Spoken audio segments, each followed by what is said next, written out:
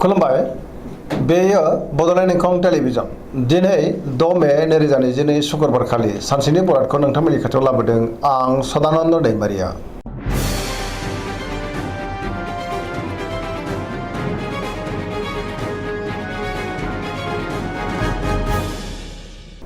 सिगां फरायनो लादों मेष राशि गिबि हांखो अ ल। दिनैनि साना मोजां आरो गाज्रिनि गेजेरजों बाबेनलांगोन। सोरजोंबा दान्थे बिदान्थे एबा एना एनिबो जानो हागौ। सुथुरा बांनोबो हागौ। सांग्रां जानांगोन। गोसोआव जिंगा बांगोन। गुबुननि थाखाय नाङा फाङा जेंनायाव गोग्लैनांनोबो हागौ। गोसोखौ दिनै जोबोर उसुखुथु मोनगोन। मावनो लानाय खामानिखौ मावफुंनो हागोन। देहाया बारा मोजां थानाय नङा। रांखावरियाव मोजां नाथाय अब्लाबो खरसायाबो बांगोन। बेफार फालांगियाव मोजां होनजायो। समाजाव मान मोनगोन। न'खराव दिनै बिसि फिसायनि गेजेराव अननानै फैगोन। बिदा फंबायजों मोजां सोमोन्दोबो लाखिनो रोंगोन। बिमा बिफानि अननायखौबो मोननो हागोन। बहाबा दावबायहैनो खाबु मोननो हागौ। लाइमोनफ्रा दिनै जोबोर रमान्टिकबो जागोन। फरायसाफ्रा फरायनायाव गोसो दुंखांगोन आरो मोजां फिथाइ मोननोबो हागोन।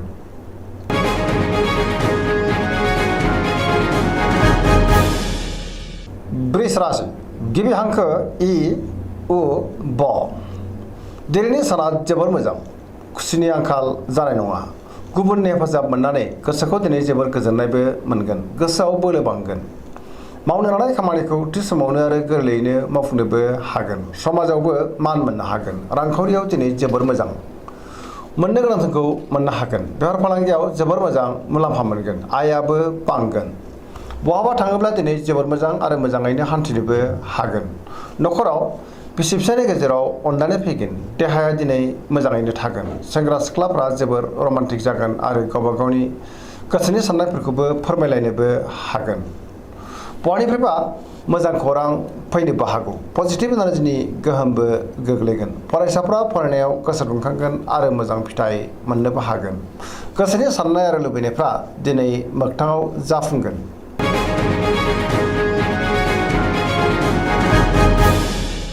मिथुन राशि गिबि हांखो क स। दिनैनि साना जोबोर मोजां। समाजाव लोगो लेवा बांगोन। पजिटिभ एनार्जिनि गोहोमबो गोग्लैगोन।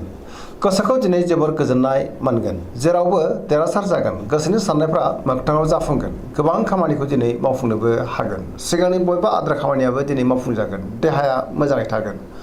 रांखावरियाव मोजां। बेफार फालांगियावबो मोजां होनजायो। न'खराव दिनै अनलायनो फैगोन। समाजावबो मान मोननो हागोन। मावनो लानाय खामानिखौ थि समावनो मावफुंनो हागोन। गुबुननि हेफाजाबखौ मोननो हागोन। बहाबा दावबायहैनो खाबु मोननो हागौ। गोसोनि बोलोआ बांगोन। गियाननि आंखाल जानाय नङा। लाइमोनफोरनि गोसोआ दिनै जोबोर रमान्टिक जागोन। फरायसाफ्रा फरायनायाव गोसो दुंखांगोन।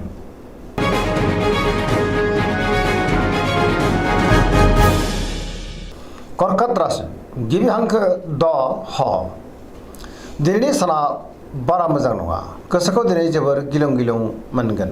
मावनो लानाय खामानिखौ मावफुंनो हागोन। रांखावरियाव मोजां। बेफार फालांगियावबो मोजां होनजायो। मोननो गोनांखौ दिनै मोननो हागोन। बहाबा हान्थियोब्ला लामा सामायाव सांग्रां जानांगोन। खैफोद आफोदनि आसा दङ। देहाया दिनै बारा मोजां थानाय नङा। जानाय लोंनायाव सांग्रां जानांगोन। गुबुननि हेफाजाब लानांगोन। न'खराव दिनै बिसि फिसायनि गेजेराव अननानै फैगोन। बिमा बिफानि अननाय आरो बोरखौ मोननो हागोन। गोसोनि साननायफ्रा जाफुंगोन। समाजावबो मान मोननो हागोन। गुबुनजों गोरोबनो रोंगोन। लाइमोनफोरनि गोसोआ नाथाय जोबोर आला खाला जानो हागौ। नेगेटिभ एनार्जिनि गोहोमबो गोग्लैनो हागौ।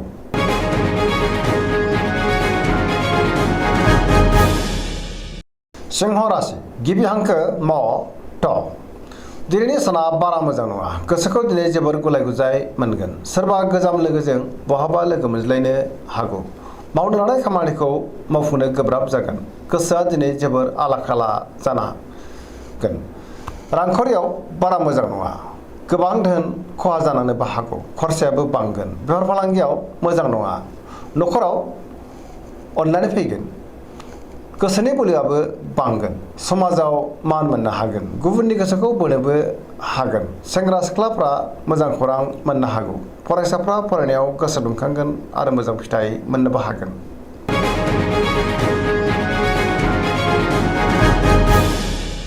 कन्या राशि गिबि हांखो प ट दिनैनि साना जोबोर मोजां गोसोआव गोगो आरो गोथों साननाय फैगोन गियाननि आंखाल जानाय नङा रांखावरियाव दिनै जोबोर मोजां गोबां मुलाम्फा मोननो हागोन बेफार फालांगियावबो जोबोर मोजां होनजायो सोरबा गोदान लोगोजों बहाबा लोगो मोनज्लायनो हागौ नखराव अनलायनाय फैगोन फरायसाफ्रा फरायनायाव गोसो दुंखांगोन आरो मोजां फिथाइ मोननोबो हागोन सेंग्रा सिख्लाफ्रा गोसोखौ दिनै जोबोर रमान्टिक मोनगोन गोसोनि साननायखौ फोरमायलायनोबो हागोन समाजावबो गोबां मान मोननो हागोन देहाया दिनै मोजाङैनो थागोन गोसोनि बोलोआबो बांगोन गोसोनि साननायफ्रा जाफुंगोन गोजोनै थानो हागोन गोसोखौ दिनै जोबोर गोजोननायबो मोनगोन पजिटिभ एनार्जिनि गोहोमबो गोलैगोन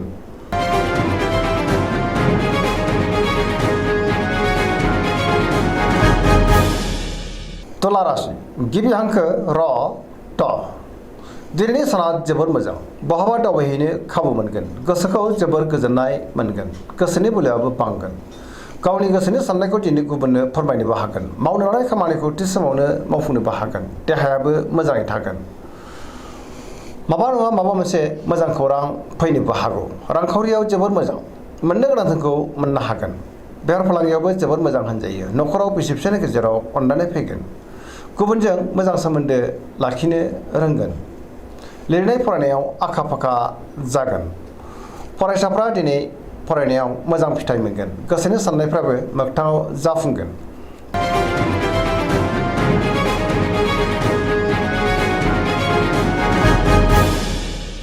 वृश्चिक राशि गिबि हांखो न स दिनैनि साना जोबोर मोजां गोसोनि बोलोआ बांगोन गोजोनै थानो हागोन फैबाय थानाय समा दिनै जोबोर मोजां होनजायो लोगोफोरनि हेफाजाबखौ मोननो हागोन सोरबा लोगोजों बाख्नाय जागोन गोसोआव गोगो आरो गोथों साननाय फैगोन मावनो लानाय खामानिखौ थि समावनो आरो गोरलैयैनो मावफुंनोबो हागोन गोसोनि बोलोआबो बांगोन समाजावबो मान मोननो हागोन गुबुनजों मोजां सोमोन्दो लाखिनो रोंगोन नखरावबो अनलायनाय फैगोन रांखावरियाव दिनै जोबोर मोजां बेफार फालांगियावबो जोबोर मोजां मुलाम्फा मोननो हागोन सिगांनि बबेबा आद्रा खामानिखौबो दिनै मावफुंनो हागोन देहायाबो मोजाङै थागोन गुबुननि थाखाय मोजां खामानि मावनानै होनोबो हागोन फरायसाफ्रा फरायनायाव गोसो दुंखांगोन आरो मोजां फिथाइ मोननोबो हागोन गोसोनि साननाय आरो लुबैनायखौ दिनै फोरमायलायनोबो हागोन पजिटिभ एनार्जिनि गोहोमबो गोग्लैगोन लाइमोनफ्रा जोबोर रमान्टिक जागोन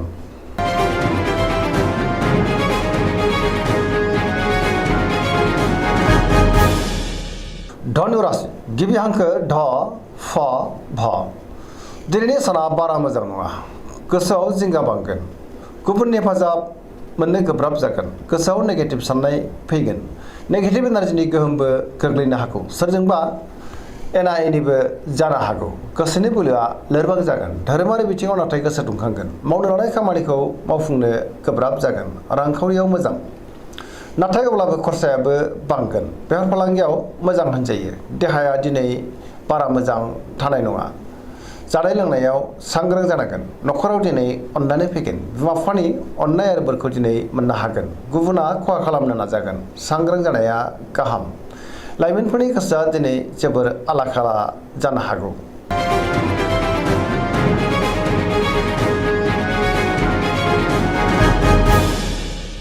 मकर राशि गिबि हांखो ख ज दिनैनि साना बारा मोजां नङा बहानिफ्रायबो हरखाबै गाज्रि खौरां फैनोबो हागौ गोसोखौ दिनै जोबोर गिलुं गिलुं मोनगोन देहाया मोजाङै थागोन गोसोनि साननायफ्रा नाथाय देबार नांगोन रांखावरियाव मोजां मोननो गोनांखौ मोननो हागोन बेफार फालांगियावबो मोजां होनजायो गुबुना नाथाय खहा खालामनो नाजागोन सोरजोंबा रायखोमा जानोबो हागौ मावनो लानाय खामानिखौ मावफुंनो हागोन नाथाय अब्लाबो गोब्राब मावनांगोन पजिटिभ एनार्जिनि गोहोमबो गोग्लैगोन लाइमोनफोरनि गोसोआ दिनै जोबोर रमान्टिक जागोन आरो गावबा गावनि गोसोनि साननायफोरखौ फोरमायलायनोबो हागोन नाथाय अब्लाबो गुबुननि थाखाय नाङा फाङा जेंनायाव गोग्लैनांनोबो हागौ सांग्रां जानांगोन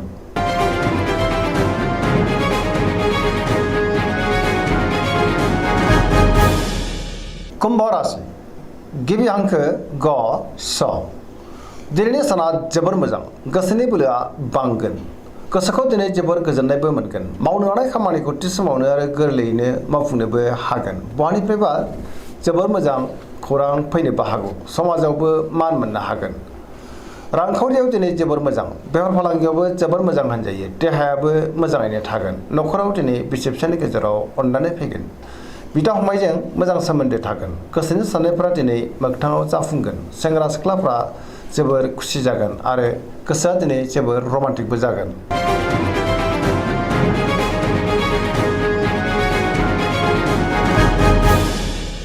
मीन राशि गिबि हांखो ड स। दिनैनि साना बारा मोजां नङा, माबा नङा माबा मोनसे गाज्रि खौरां मोननो हागौ। लामा सामायाव हान्थिब्ला सांग्रां जानांगोन, जाब्रबथायनि आसा दङ। गोदान आरो गोब्राब बिबान रुजुननांनोबो हागौ। गोसोखौ दिनै जोबोर लोरबां मोनगोन, देहाया मोजाङै थागोन, रांखावरियाव मोजां, बेफार फालांगियावबो मोजां होनजायो, न'खराव अनलायनाय फैगोन, गुबुननि थाखाय मोजां खामानि मावनानै होनोबो हागोन, गोसोआ नाथाय जोबोर आला खाला जागोन, गोसोनि साननायफ्रा देबोर नांगोन। दिनैनि राशि फरायनाया एसेनोसै। जोबनायाव बेखौनो खावलायो जाहाथे नोंथांमोना सानफ्रामबो जोंनि बे बड'लेण्ड इंखं टेलिभिजनखौ नायबाय थायो आरो साबस्क्राइब खालामो, लोगोसे लाइक खालामो आरो शेयार खालामो। एसेनोसै, गोजोन्थों।